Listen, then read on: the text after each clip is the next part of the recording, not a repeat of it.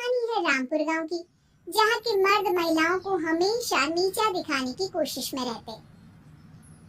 अरे अभी तक खाना नहीं आया, क्या मुझे एक और शादी करने की जरूरत है?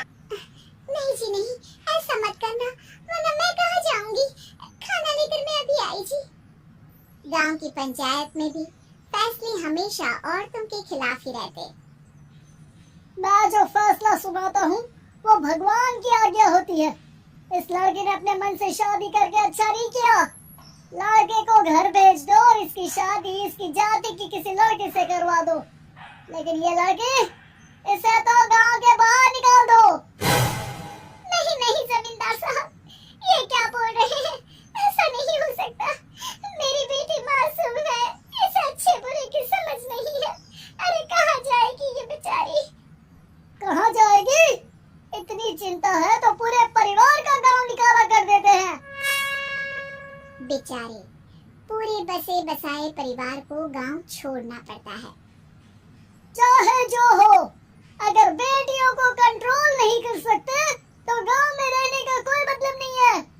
यहाँ औरतों को दब कर रहना होगा। कोई भी अपने हिसाब से कुछ नहीं कर सकता। सब ईश्वर की मर्जी से ही होगा। तभी गांव का एक आदमी दौड़ा दौड़ा आता है। सरपंच साहब, जमींदार साहब, वो कालिया है ना, उसकी बेटी पढ़ने के लिए शहर जा रही है। अच्छा, ये कब हो गया? और कालिया की हिम्मत कैसे हो गई ऐसा करने की? लेकर आओ उसे और उसकी बेटी को। बस फिर क्या था, हाजिर हो जाते हैं कालिया और उसकी बेटी सरपंच के सामने। और कालिया, ये क्या सुनने में आ रहा है? बेटे को इंजीनियर बना रहा है तू? और ये बता, गांव में तो स्कूल नहीं है, फिर कहां से इतनी क्लास पास कर गई तेरी बेटी? राधा, जो कि कालिया की बेटी है, उसे लगता है कि सरपंच उसकी तारीफ कर रहे हैं। सरपंच जी, मैंने ऑनलाइन पढ़ाई की है, डिस्टेंस लर्निंग से।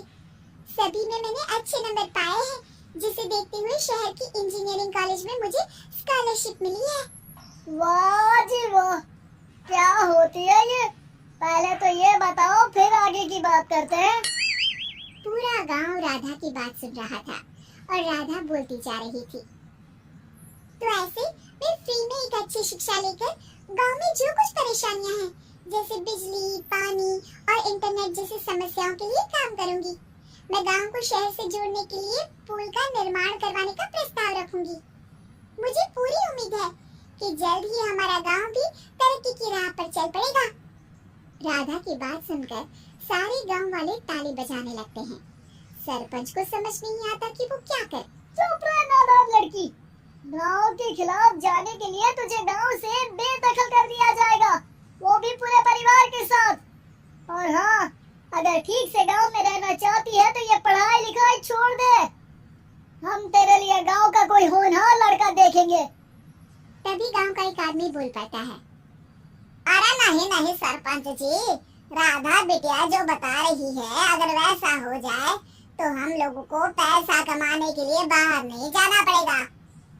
हाँ जी, और ना ही कोसों दूर पानी के लिए भटकना पड़ेगा। हमारे बच्चे भी अच्छी पढ़ाई कर सकेंगे और आगे बढ़ेंगे, ना कि हमारी तरह खेती करते बैठेंगे। क्यों गांव वालों, राधा बिटिया का साथ देना चाहिए ना। सरपंच देखता है कि गांव राधा के साथ है तो वो चुप हो जाता है। वो घर आकर अपने सलाहकार से बात करता है, जो बहुत ही चालाक किस्म का इंसान होता है। अरे सरपंच साहब, आपको बहुत ही होशियारी से काम लेना पड़ेगा। एक बार गांव तरक्की कर गया, यहाँ के बालक पढ़ लिए तो कोई ना पूछेगा आपको। और फिर ये जो बेटा और बेटी है ना आपके, इनको भी आम लोगों की तरह ही जीवन जीना होगा। हाँ, लेकिन करे तो क्या करे? वो ना आप मुझ पर छोड़ दीजिए, बस मैं जैसा बोलूं करते जाइए। अगले रोज सुबह जब गांव वाले सोकर उठते हैं तो राधा के घर के बाहर और साथ ही वो लोग जिन्होंने राधा का सपोर्ट किया था, उनके घर के आगे लाल रंग से कल आऊंगी लिखा होता है। कल आऊंगी? ये क्या होता है? अरे यह तो खून से लिखा है, लगता है कोई भूत प्रेत या चुड़ैल का साया है। चलो सरपंच जी के पास चलते हैं। सभी सरपंच के पास जाकर उसे सारी बात बताते हैं। और ये तो बड़ी मुश्किल की बात है। चलो मैं एक बाबा को जानता हूँ, उन्हें बुला लेता हूँ। सरपंच बाबा को लेकर गांव के घर के बाहर जाता है। ओहो, तो ये वो चुड़ैल है जो उन लोगों को निशाना बनाते हैं जो गांव को बदलने का सपना देखते हैं। वो गांव को ऐसे ही संपन्न देखना चाहती है। वो नहीं चाहती कि कोई बाहरी यहाँ का कायाकल्प करे। क्या तुम लोगों में से किसी ने गांव को बदलने की सोच रखी है? तभी राधा की माँ रोते रोते आती है। मेरी राधा घर से गायब हो गई है। अरे कोई तो बचाओ, मेरी बच्ची कहाँ गई?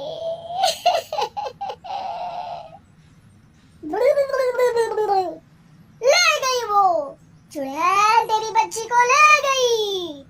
अब वो उसे शापित करके छोड़ेगी, उस पर चुड़ैल का साया हो जाएगा। तभी बुरी सी हालत में राधा भी वहाँ आ जाती है। उसके बाल चुड़ैल की तरफ फैले होते हैं और कपड़ों में खून लगा होता है। सभी राधा को देखकर डर जाते हैं। माँ, पता नहीं मुझे कौन उठा कर ले गया था। अरे दूर दूर हो जा चुड़ैल, अब हम लोग इस गांव में नहीं रुकेंगे। अरे कैसी बातें कर रहे हैं आप? कल तो आप मेरे भरोसे गांव का हुलिया बदलने, अपने बच्चों को पढ़ाने और तरक्की उन्नति की बात कर रहे थे, तो आज क्या हो गया आपको? ये फिर तुम लोगों को बहकाएगी। ये चुड़ैल गांव में आ चुकी है। ऐसे ही ये तुम्हारे घर के बच्चों को भी ले जाएगी। गांव वाले राधा को गांव से बाहर निकाल देते हैं। उसके माँ बाप रोते रहते हैं, लेकिन गांव वाले नहीं मानते। मैं भी अपनी बहन के साथ गांव के बाहर रहूंगा, लेकिन वो पढ़ाई नहीं छोड़ेगी। वहीं सरपंच के घर पर सलाहकार कहता है, देखा, सांप भी मर गया और लाठी भी नहीं टूटी। लेकिन अगले ही दिन सरपंच के घर के बाहर भी वही शब्द लिखे होते हैं। और फिर सरपंच की बीवी कहती है, हमारी बेटी को किसी ने अगवा कर लिया है। तभी राधा का भाई वहाँ आ जाता है। अरे गाँव वालों, मैंने सरपंच जी की बेटी को देखा था। वो चुड़ैल उसे उठाकर ले जा रही थी। अरे क्या मजाक कर रहे हो? नहीं नहीं सरपंच जी, आप नहीं जानते। वो चुड़ैल अब आपकी बेटी में आ जाएगी, जैसे राधा के अंदर आ गई थी। तभी सरपंच की बेटी वैसी ही हालत में वहाँ आती है जैसे राधा आई थी। पापा, पता नहीं कैसे मैं गायब हो गई थी। चुड़ैल, इसके अंदर भी चुड़ैल का साया है, मारो इसे। अरे नहीं नहीं, इसे भी राधा के पास गांव के बाहर ही भेज दो। अरे चुप रहो, मेरी बेटी कहीं नहीं जाएगी। और चुड़ैल वुड़ैल कुछ नहीं होता है। अरे कैसे बात कर रहे हो सरपंच जी? आप तो बोल रहे थे कि आपका फैसला भगवान का ज्ञान होता है, तो अपने पर बात आई तो अब आप ऐसे बोल रहे हैं। अरे ना ना ना, आपको अपनी बेटी को त्यागना ही होगा।